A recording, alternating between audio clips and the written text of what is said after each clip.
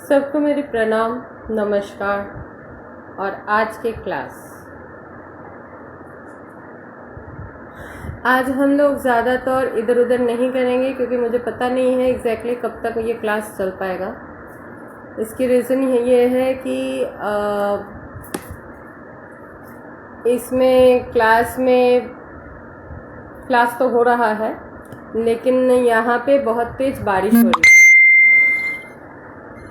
और बहुत तेज़ बारिश में क्या होता है, हमारे यहाँ पे सबसे पहले तो बिजली चली जाती है क्योंकि हम पहाड़ी क्षेत्र में रहते हैं, आप सबको पता है।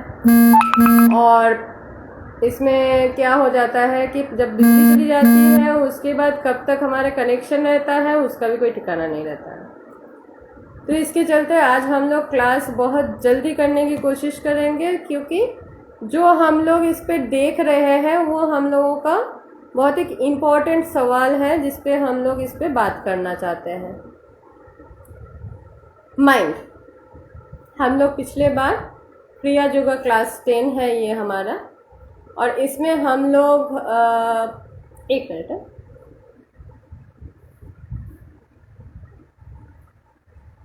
इसमें हम लोग हमारे मन के बारे में बात कर रहे हैं, इसलिए मैंने इनको सही किया क्योंकि मन के सरताज यही है।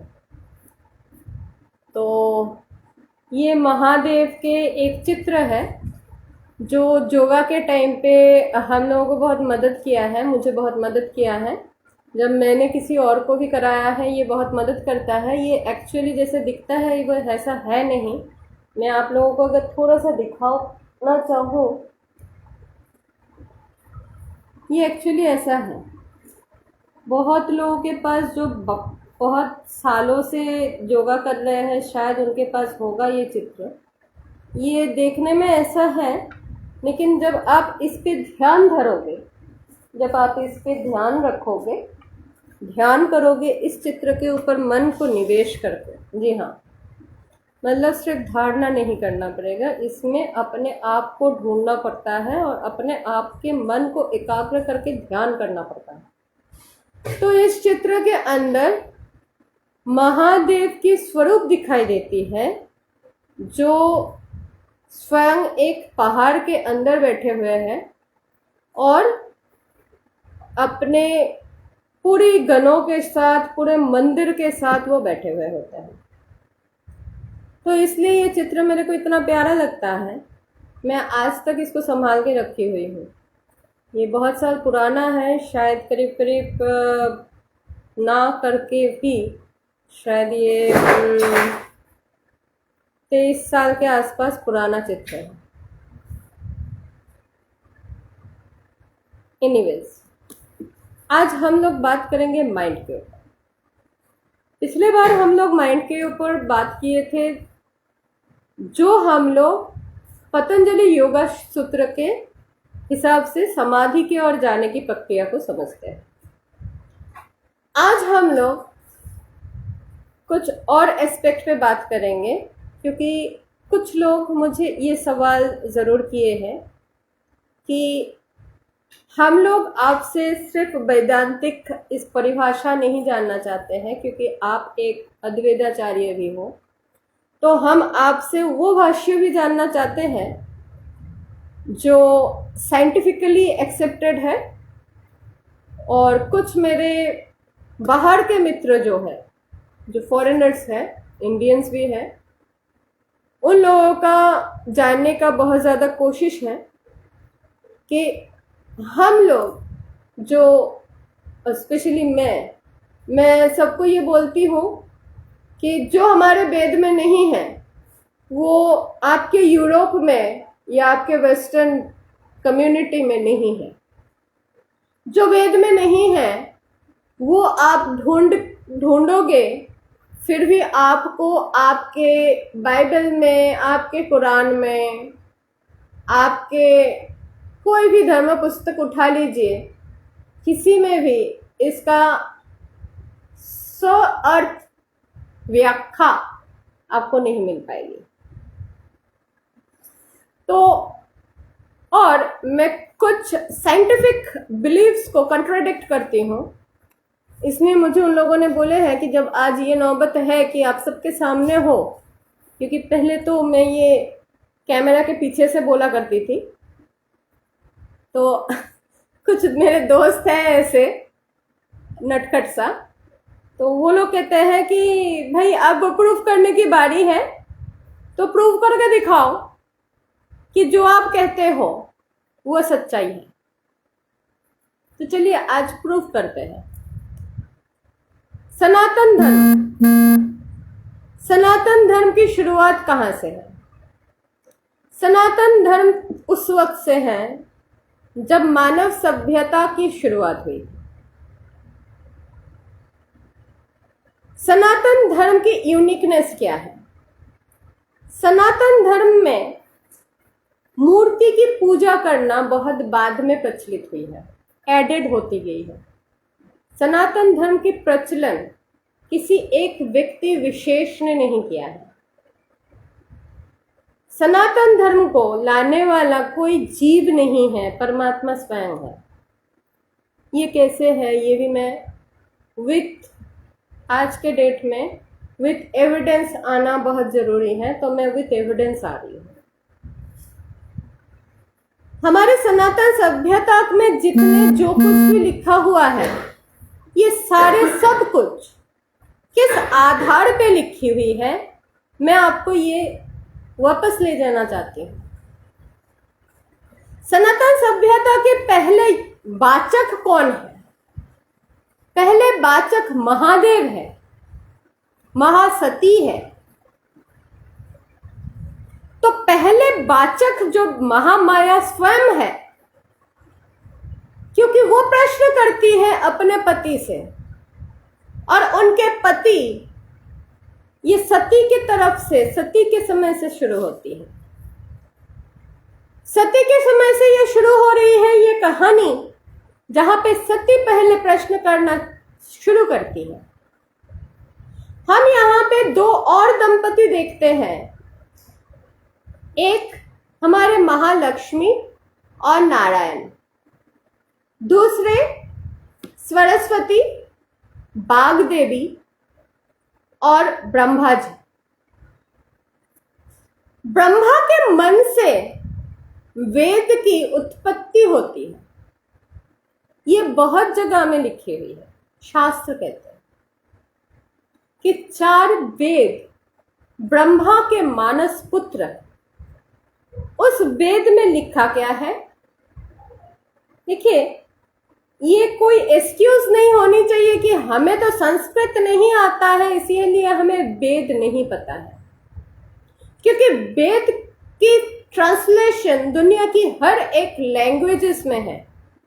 सबसे अधिक मात्रा में जर्मनी में इसका रिसर्च हुआ है। आपको पता है क्यों? हमारे वैदिक लिपियों का आज के डेट में जितना ध्वंस अवशेष है, ये आज से ध्वंस नहीं हुआ है। ध्वंस अवशेष तो नालंदा की जब अग्नि प्रज्वलित हुई थी ना, ध्वंस तब से शुरू हुई है। हमारी परंपरा की क्षति तब से शुरुआत हुई है, और ये परंपरागत तरीके से हम लोगों के शास्त्र को तोड़ा गया है, ताकि आप और हम इस शास्त्र को आज के डेट में ना जान सके। लेकिन मुझे बहुत हर्ष होती है ये कहते हुए कि उनके मंसूबे पे पानी जरूर पड़ी है, क्योंकि आज के डेट के ऐसे बहुत सारे जन एक्स है, जन जेड है, जो इस सनातन धर्म के ऊपर रिसर्च कर रहे हैं, उस संस्कृत के ऊपर रिसर्च कर रहे हैं जिस भाषा में वेदों की संरचना की गई। वेद की सबसे पुरानी लिपि जो है वो हमें करीब करीब 4,500 पुराना मिलती है, जो आज के डेट में ब्रिटिश म्यूजियम में उपलब्ध है। उसके बाद की जो लिपियां हैं वो कुछ चाइनीज म्यूजियम में उपलब्ध मिलती है, जो वो लोग शेयर नहीं करते हैं, लेकिन अपने धुनहर बोल के उसका प्रचलन करते हैं। लेकिन उनकी जो लिपि है वो लिपि हमारी पुरानी पाली संस्कृत है, इसलिए उसके ऊपर भारतीय सभ्यता या भारत के वासियों की बहुत ज्यादा हक बनती। चलिए आते हैं जो हमारे हिसाब से जो लोग साइक्रो एनालिसिस्ट बोला जाता है जिन्हें, या वेस्टर्न सभ्यता जिनकी लाठी मानते हैं कि वो लोग मनस्तात्विकविद है। इसमें सबसे पहले एक विलियम्स जेम्स के नाम आते हैं, जो करीब करीब 1500 साल में हमें बताते हैं कि हमारे जो मन है वो शरीर से अलग है। और सेम भाष्य हमें मिलती है हमारे उपनिषद की एक धारा में, जो हमें कहते हैं कि आपके शरीर आपके मन में अवस्थित है। ये सिर्फ एक कोटेशन है, मैं इसलिए उसको संस्कृत में नहीं बोल रही हूं क्योंकि मेरे जो यहाँ पे व्यूअर्स हैं वो लोग ज्यादातर कॉमन नेशनल्स हैं, जो लोग आसान भाषा में इसको समझने की कोशिश कर रहे हैं। और मैं चाहती हूँ कि जितना हो सके मैं उस भाषा में बात करूं जो आज की भाषा है। हाँ, मैं वैसे बंगालन हूँ तो मेरी हिंदी कहीं कहीं पे थोड़ा सा अशुद्ध हो जाती है, क्योंकि मैं हिंदी में जेंडर्स बहुत अच्छे तरह से मेंशन नहीं कर पाती हूँ। उसके बाद अगर हम लोग किसी को जानते हैं तो हम लोग सिगमंड फ्रॉइड के जानते हैं। ये मेटाफिजिस्ट भी है एंड साइकोडायनामिक के ऊपर इनके रिसर्च आज के डेट में भी बहुत ज्यादा मायने रखते हैं। ये मन की 3 स्थितियां दिखाते हैं जिसको कहा जाता है conscious mind, subconscious mind and pre conscious mind. जो लोग बहुत पुराने वैदिक हैं वो बोलेंगे इसमें अलग क्या है। हमारे पास तो मन के 5 अलग अलग धाराएं हैं। हम तो जानते हैं कि मन को 3 हिस्से में नहीं 5 हिस्से में माना जाता है, जो बाद में जब कार्ल जंग आते हैं वो ऐड करते हैं। और दोनों के जन्म की डेट अगर देखोगे आप तो करीब करीब 20 साल के अंतर है दोनों की जन्म डेटों में, near about their same timing. 15th और 18th में इन लोगों का, हम लोग अब 18th के आके बात कर रहे हैं तो वो लोग 18th के। तब तक ये साइकोडायनामिक्स के बारे में बात तो कर रहे हैं, लेकिन इनको मिला कहां से। आ जाइए, भारत जली कहां से। भारत जलना शुरू कब से हुई है। हिंदू देश, हिंदू की सभ्यता 1500 साल से और उससे भी आगे से, शायद सबसे पहले अगर आक्रांता को देखा जाता है तो आक्रांता सबसे पहले आक्रांत करते हैं 1100 में। यहां तक कि जब श्री कृष्ण वर्तमान है तब भी जवन का आक्रमण हम लोग देख रहे हैं। काल जवन हमारे देश के नहीं थे, हिंदू प्रदेश के नहीं थे, वो बाहर से आए और तब से ये सभ्यता चलती हुई आ रही है। काल जवन को अवॉइड करने के लिए कुछ हद तक श्री कृष्ण ने मथुरा से चले गए और हमारे देश के ही लोग काल जवन को अपने साथ में लाए हुए थे। वो लोग कौन थे? वो लोग श्री कृष्ण के अपने थे। अपने बुआ के लड़का। क्षमा चाहती हूँ, मेरी तबीयत वैसे बहुत ज़्यादा अच्छी नहीं है, इसलिए पहले मैं क्लास कैंसिल की थी।